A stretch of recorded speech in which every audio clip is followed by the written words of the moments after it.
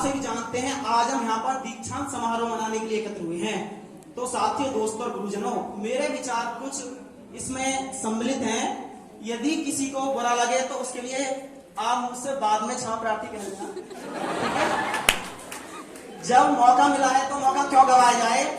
कि मैं अपनी बात यहाँ से प्रारंभ करता हूँ दोस्तों, कि राह देखी थी कब से इस दिन की राह देखी थी इस दिन की कब से, आगे के सपने सजा रखे थे ना जाने कब से, बड़े उतावले थे यहाँ से घर जाने को, जिंदगी का अगला पड़ाव पाने को, पर ना जाने क्यों आज दिल में ये ख्वाब आता है, वक्त को रोकने को जी चाहता है।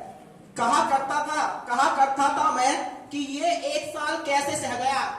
जो यहाँ पर आज ये कह रहे हैं कि मैंने कुछ सुना कि हम लोगों को काफी डिसिप्लिन दिया जा रहा है, कि साथियों मैं भी उसी का एक पार्ट हूँ।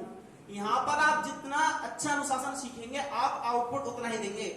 मैं आपके सामने जीता जागता उदाहरण हूँ। मेरा प्लेसमेंट IIM में हुआ था।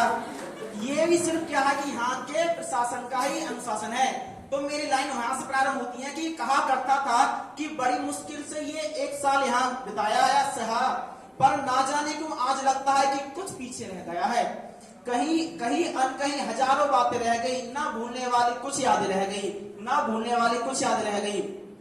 मैं आपको बताता चलूं, आप देख रहे हैं कौशल दीक्षांत समारोह। साथियों, अभी हमारे क्षेत्र निदेशक आए और मुख्य अतिथि तथा विशेष अतिथि आए।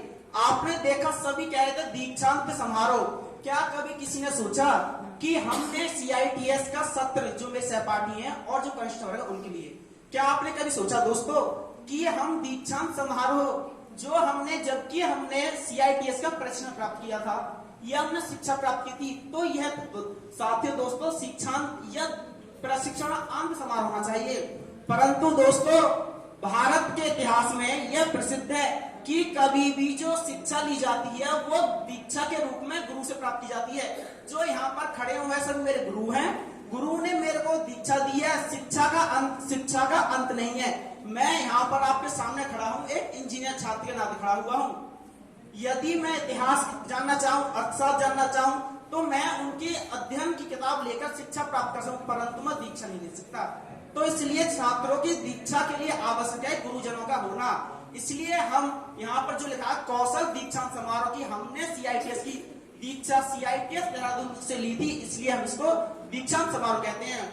और दोस्तों, एक NEP 2020 आपने पढ़ी होगी, यदि नहीं पढ़ी होगी तो आपने सुना होगा। मैं इस मंच के माध्यम से माननीय प्रधानमंत्री नरेंद्र मोदी का अभिवादन करता हूँ, उनका साधुवाद करता हूँ कि उन्होंने दीक्षांत समारोह का आयोजन टेक्निकल कॉलेजों में भी किया।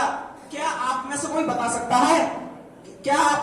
सकता है कि आज से पहले ये जो दीक्षांत समारोह दिखते हैं, जबकि इससे पहले पिछले जो हमारे सत्र थे उसमें हुआ था। कभी टेक्निकल कॉलेज में दीक्षांत समारोह हुआ है? नहीं होता, बल्कि ये विश्वविद्यालय में हुआ करता है। तो दोस्तों, दीक्षांत समारोह के लिए मैं प्रधानमंत्री नरेंद्र मोदी का इस मंच से अभिवादन करता हूँ। और अंत में अपनी वाणी को ग्राम की ओर ले जाते हुए सिर्फ यही कहूंगा अपने कनिष्ठ वर्ग से कि आप यहाँ का जो रूल ऑफ रेगुलेशन है उसको फॉलो करें, और ऐसा कदापि न सोचें कि हमको प्रेशराइज किया जा रहा है। परंतु आप ये माने, क्योंकि मैं इसका पार्ट हूँ, हमको इतना अच्छा डिसिप्लिन दिया जा रहा है कि आप आगे चलकर अपने भविष्य में उसका पालन करेंगे। और मैं अपनी बातें इन 2 लाइनों से खत्म करता हूँ कि ना जाने ये फिर कब होगा। कुछ विशेषता अपने दोस्तों से कि ना जाने ये फिर कब होगा, कह दो दोस्तों दोबारा सब होगा। क्या ये दिन वापस आ पाएंगे? क्या हम फिर से ऐसे दोस्त बन पाएंगे? बहुत कुछ कहना भी बाकी है दोस्तों, कुछ और शायद बाकी है दोस्तों। बस एक बात से डर लगता है दोस्तों, सिर्फ बस एक बात से डर लगता है। क्या है? हम अजनबी ना बन जाएं दोस्तों। और आखिरी में जिंदगी में मिलने की फरियाद करते रहना, और अगर मिल ना सके तो कम से कम याद करते रहना। धन्यवाद आप सभी से, बहुत बहुत धन्यवाद। और गुरुजनों का भी बहुत बहुत धन्यवाद, उन्होंने समय दिया। धन्यवाद।